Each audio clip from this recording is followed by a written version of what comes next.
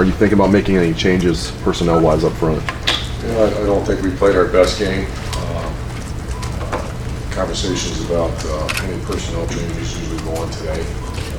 I don't foresee that, but we need to improve. And the blocked field goal, did you consider calling a timeout there? It looked like it was a little bit rushed. Can you just go into maybe your mindset there? Yeah, 29-yard line options are pretty limited. Either go for it or punt down there. Kick it through the end zone. It's just a 9-yard net. 4th and 7, I believe it was. And considered it. I thought our guy does that so well in practice. And the way it was blocked was so. Far front row left, Mitch.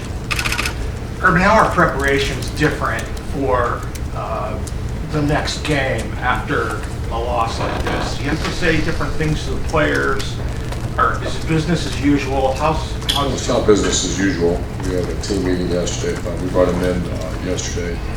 A lot of them wanted to be back on the routine, which is a Sunday, get the stuff out of their system, and Monday is their day, the academics and the day off. So we did that. But yeah, it's different. Incredible leadership on our team, and move forward. Let it hurt for a while, and you lose a game, you're not a loser. If you lose a game, you accept it. And that's the message to our players: is just work so hard so that doesn't happen. It happened, move on, and get ready for a very good team. Second row left, Lori. You've talked about before how after a loss isn't the time to get really hard on a team. You said Lou Holtz taught you that. What's that? You said that Lou Holtz taught you that after a loss it's not the time to be hard on your team. But how do you balance that with the many lessons that probably could be learned from Saturday? Well, that's why they call us coaches. That's a great point. It's not time to go dive into people. It's time to correct issues. And very winnable game, up by 14 in the end of the fourth quarter with the ball at midfield. It's a moment that around here normally we go in and finish the game off. We're going to do that. When you look at Northwestern, what do you see in that? Wow, that's the improved teams I've ever seen from beginning to now. Outstanding, three big wins, 2 on the road. Defining wins. Defense is outstanding. Gigantic inside guys, so just very good team. The quarterback is really, I haven't studied them yet, I just talked to our staff. But they're strong. I think they're averaging 38 points in their last 3 wins, playing very well. Front row, Bill. The offensive line struggled, as you alluded to. The receivers, again, had trouble getting separation. When you look at where this offense is right now, especially compared to where it was against Oklahoma, how much has it regressed, and what can you put your finger on about what the problem really is? Well, it's hard to put it on one thing. There's a multitude of things. When you have a very young, I guess we're not very young anymore, but we did not play very well in a couple areas on offense. And what do? You just identify it, work on it, make personnel changes if you have to, and move on to the next game. So yeah, it has regressed a little bit. Certainly where there are plays to be made, and we hook up on a couple of those plays, we win the game, and we're fine. How surprised are you that the offense hasn't continued to improve? I like the word surprised. It's just part of we've all done this long enough, or I've done this long enough. Sometimes development of a certain position group or game planning needs to continue to take more time. Third row right, Tony. Urban, TT said early in the season that the hurry up helped, it kept the coaches from trying to come up with the perfect play. And I'm wondering if Saturday night, if you got the results you wanted from the quote unquote check with me plays. Oh, check with me plays. They line up and then look over to the sideline. I don't know that off the top of my head. I think we like to be, JT's a very good tempo quarterback, so we like to be involved in that as much as we can, but then sometimes you get caught in some bad plays, and we witnessed that a few times. Second row left, Ari. Urban, did you feel in the game on Saturday that you guys had your best receivers on the field at the biggest times, and how do you guys go about deciding who is on the field when it comes to the rotation of your receivers? Yeah, there's certain plays that I'll get involved in that when I want certain guys in. Other than I let Zach, as he knows, the rotation. And as far as getting guys fresh, when their number's called, we want you to be fresh, ready to go. Curtis is a little exception to that. He plays a lot.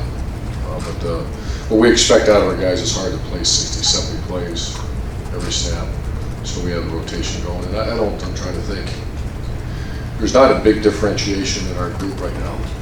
You kind of wish one would separate. And I don't see that happening quite. Bill was a pretty reliable guy and had some nice plays. The other ones need to elevate.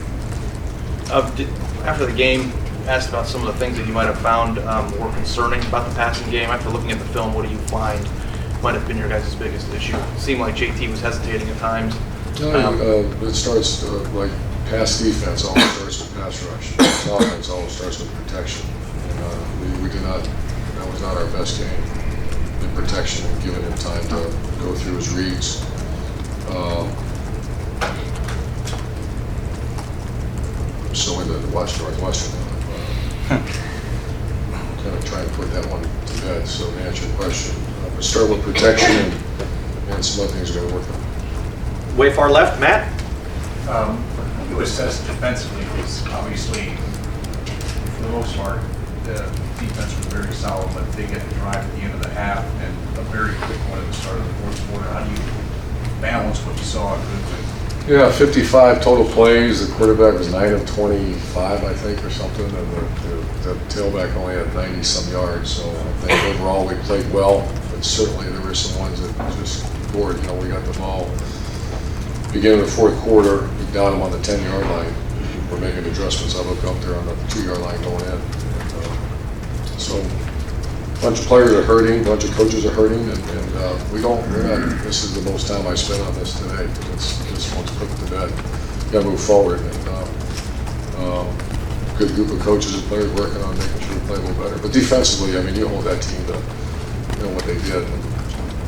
10 points on special teams, 2 block kicks. And an offense that had a chance to put it away twice on the 40-yard line, midfield, and into the third, beginning of fourth. Should have happened. In terms of moving forward, because you talked a lot about how much you like leadership, you mentioned it earlier. How confident are you that you're going to be able to flush this and move to the It's easier to flush it when I walk out of this room. Front row Make right. sure our players don't have to do this.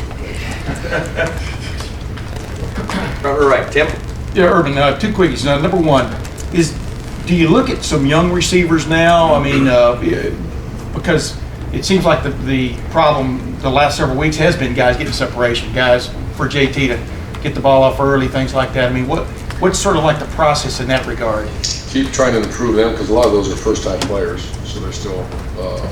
And there's been times that been exceptional, we just didn't hit them or we got sacked or something like that. Yeah. So the young ones are Ben Victor and Austin Mack. They're really coming. Knowledge of the offense and know that they're just at those situations to be able to put them in there yet. Yeah. And do you throw the kitchen sink at, like, for example, I'm not pointing fingers, but sort of, I guess I am, at your tackles, your young tackles? Isaiah seemed to have a real struggle the other night. It seemed like they were really pointing things at him on occasion. What do you do to sort of bring that along, that development? You coach them and you challenge them, and you also maybe, if there's ways to help them throughout the course of the game in that kind of situation where the noise and, just all kind of caved in on a little bit, or you make a personnel change. Yeah. And there's not someone right now to replace him. Right. And he will be a fine player, just needs to continue to grow because he's played at times exceptional.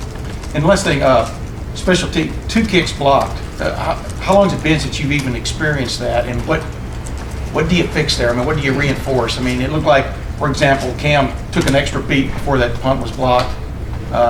The field goal block looked like one of your players was pulled out of the way so they could open a hole.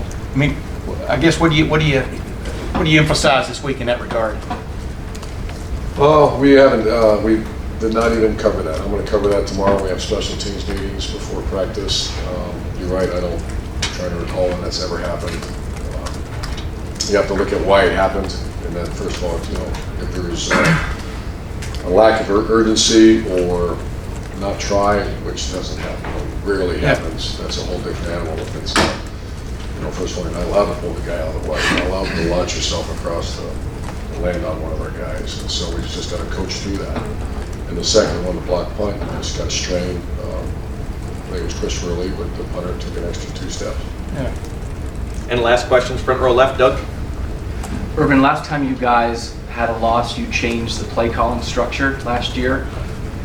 How do you feel about the play calling and the play calling structure at this point? I feel okay. I'm not going to change it. We just got to get a little better, and I feel okay with it. And you've said that you're sort of like the make sure we get the ball to this guy coach on the sideline. Did Curtis Samuel get it enough? Not as much. I'm kind of moving away from that because that disrupts the flow of a game a little bit. I think he did like 10 or 12 times he touched the ball. I do that. That's one of my responsibilities, but I'm kind of, it used to be a real, that disrupts the flow of a game sometimes. So not as, I make, Curtis is the one guy. I'm trying to make sure he touched the ball, and I think he did okay. Early in the game, I understood we played a bunch of plays before he got it. That shouldn't happen. But they were also forcing us to get out of some plays with some of the things they were doing. Is there something that they did defensively that you couldn't hand it to him? Because you tried to throw it to him a couple times early, but you only had 2 carries the whole game. Yeah, they were. There's, not to get too complicated, but there's certain pressures or something that some of those plays aren't any good, so you check out. And are you getting the coaching in the receiver room and the quarterback room right now that this team needs? Are you happy with the coaching at those 2 positions? Well, that's a great question. That's something, those who know me, probably you guys don't know me that well, very rarely is that answer yes, because I'm always challenging and pushing and getting better. And, so very rarely would that answer be yes. I'm always pushing for more. Your question at this time after a loss, I think we can do better. And there have been times we did excellent, but take that in context too. I mean, after we beat Oregon, I challenged our guys. I said, no, we could have done better there. We had a couple turnovers. So win the game is what the bottom line is, and then always push for excellence in the teaching in the classroom. Coach, thank you very much. Thanks, Coach.